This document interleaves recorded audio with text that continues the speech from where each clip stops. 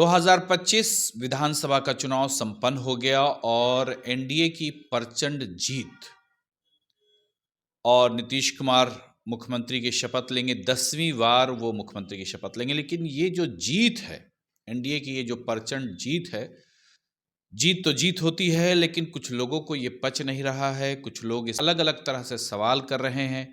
वहीं जो लालू का परिवार का जो खैमा है, जो इंडिया गठबंधन का जो आरजेडी एक बड़ा खैमा जिसे कहा जा रहा है, तो उसके घर में जो लालू परिवार के अंदर एक पारिवारिक कलह भी हुआ है। लेकिन इन सबसे पहले बात करते हैं हम लोग जो एनडीए की जो प्रचंड जीत है। हमारे साथ हैं सूरज कुमार मिर्जा साहब। सूरज कुमार साहब, पहले तो ये बताइए, जो प्रचंड जीत हुई एनडीए की, क्या भूमिका रही ऐसी, क्या ऐसा माहौल रहा कि उसकी एकदम इंडिया की तूफानी हवा चल गई और सब सुनामी आ गया? देखिए मुशर्रफ साहब, सबसे दो तीन बात एक साथ हम कहेंगे। दो तीन बात पर सबसे पहले मैं बता दूं कि तेजस्वी यादव को अभी मुख्यमंत्री बनना लिखा नहीं है। पहला तो ये। दूसरा ये कि इस जीत को लोग शक की नज़र से देख रहे हैं। बड़े बड़े राजनीतिक पत्रकार, यहाँ तक कि एनडीए के लोगों को भी ये विश्वास नहीं था कि इतनी बड़ी जीत हमारी हो जाएगी और इतने संख्या में सीट हम लोग जीत कर आएंगे। इस बात से भी लोगों को बहुत ये था। और तीसरी बात, एक गाना है ना, जिंदगी की यही रीत है, हार के बाद ही जीत है। तो तेजस्वी को जब ये जो प्रचंड हार जो मिला है, अब इससे उनको सीखने की जरूरत है कि अब हमको आगे क्या स्ट्रेटजी बनाना है, क्या करना है। बहुत सारे कारण रहे और इसमें मैं सारा दोष मैं जो दूंगा, ये मतलब कि बार बार ये कहना कि 10,000 डाल दिया गया तो एसआईआर का मामला उठाना, समझ गए ना, ये कहीं से मुद्दा नहीं। ये पब्लिक है और लोकतंत्र में पब्लिक को क्या कहा जाता है ये आप भी भली भांति जानते हैं। सही बात है। केसी सिन्हा जैसे आदमी हार गए हैं। अभी मैं खान सर का एक वीडियो में देख रहा था, उसमें बोल रहे थे कि अगर इसरो का वैज्ञानिक भी आगे चुनाव लड़ जाए, पंचायती चुनाव, उसको भी पब्लिक यहाँ हरा देगा। सही बात। अगर उसको मुखिया का चुनाव लड़ाया जाए इसरो के वैज्ञानिक को, तब भी लोग उसको हरा। लेकिन खैर ये तो इतर बात हो गई। लेकिन बात यह है कि तेजस्वी यादव इसके लिए सबसे ज्यादा अगर कोई जिम्मेवार है, चूंकि सारी जिम्मेवारी उन्हीं के पास थी, मुख्यमंत्री भी वही बनते, समझ गए ना, कोऑर्डिनेशन कमेटी के अध्यक्ष भी उन्हीं को बनाया गया। सारी जिम्मेवारी जब उनकी है तो जवाबदेही भी उन्हीं की होनी चाहिए। देखिए क्या क्या हुआ। पहले तो मुकेश सहनी शून्य पर आउट हो गए। आपका एमवाई समीकरण है, तो आपने मुसलमानों को तरजीह नहीं दिया। लोग कह रहे हैं कि महिला ने 10,000 उसके अकाउंट में आया तो वोट दे दिए, लेकिन जो मेरा है वो इससे इतर है। सही बात। मुसलमानों ने वोट जमकर नहीं दिया जो देना चाहिए था। मैं जहानाबाद की बात मैं नहीं कर रहा हूं और या मगध की बात मैं नहीं कर रहा हूं। अन्य जिलों में मुसलमानों का जो है वोट बहुत बिखरा हुआ। आप देखिए ना, AIMIM 5 सीट ले आई, 6 सीट मांग रहा था MIM। आप तो देखे थे उस समय कि 6 सीट हमको दे दीजिए। और 6 सीट देने पर इनको 10 सीट और लाभ हो जाता, 15-16 सीट इनको जो है झोली में आ जाता। ये सब कुछ सीखे नहीं, कुछ मतलब समझे नहीं कौन स्ट्रेटजी इनका बना रहा था। सिर्फ माई समीकरण का नाम दिया, लेकिन माई समीकरण में एम को एकदम जो है पत्ते से साफ कर दिया, गायब कर दिया। ये एक दो सबसे बड़ा कारण ये रहा। आप देख रहे हैं कि रोहिणी आचार्य ने कितना सवाल उठाया है।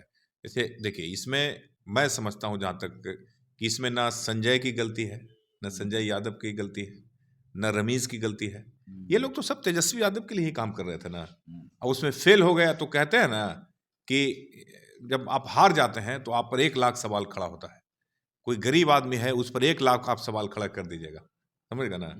लेकिन जो धनाढ्य व्यक्ति है उस पर आप सवाल नहीं खड़ा कर सकते। अगर यही तेजस्वी जीत जाते तो आज कुछ सीन दूसरा हाँ, आज सीन बाप, तेजस्वी में ये गुण है, तेजस्वी में वो गुण है, तेजस्वी ये है वो है, बहुत तरह के सवाल होता है। लेकिन आज हार गए हैं तो सारे लोग सवाल उन पर उठा रहे हैं, जो लाजमी है, जो दुनिया की रीत है।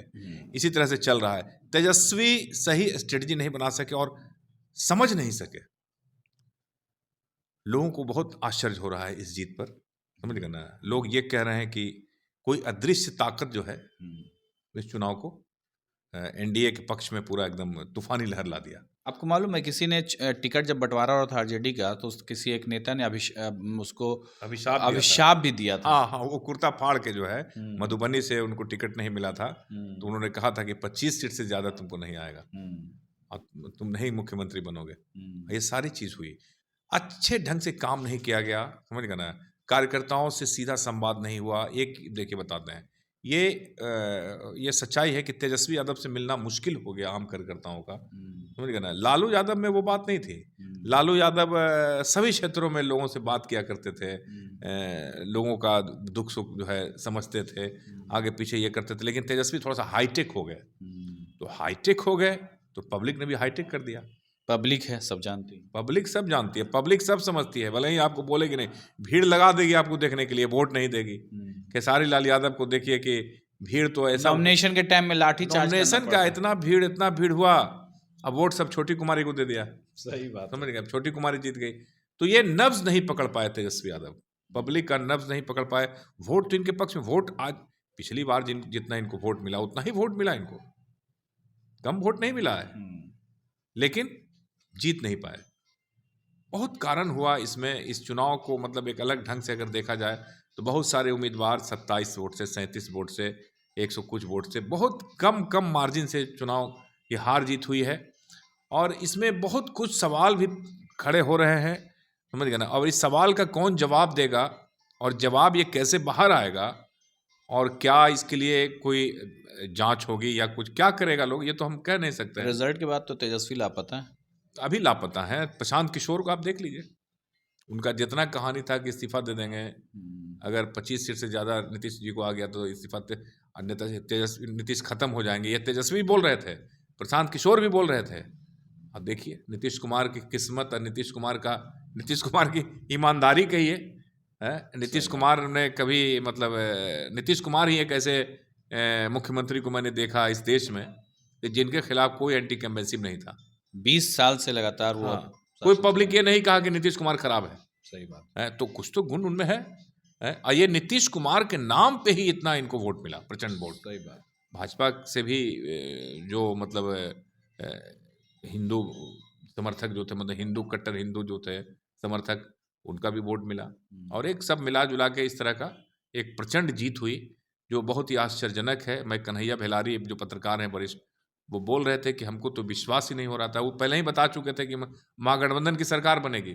बहुत सारे जगहों पर यह भी था कि महागठबंधन की सरकार बनेगी।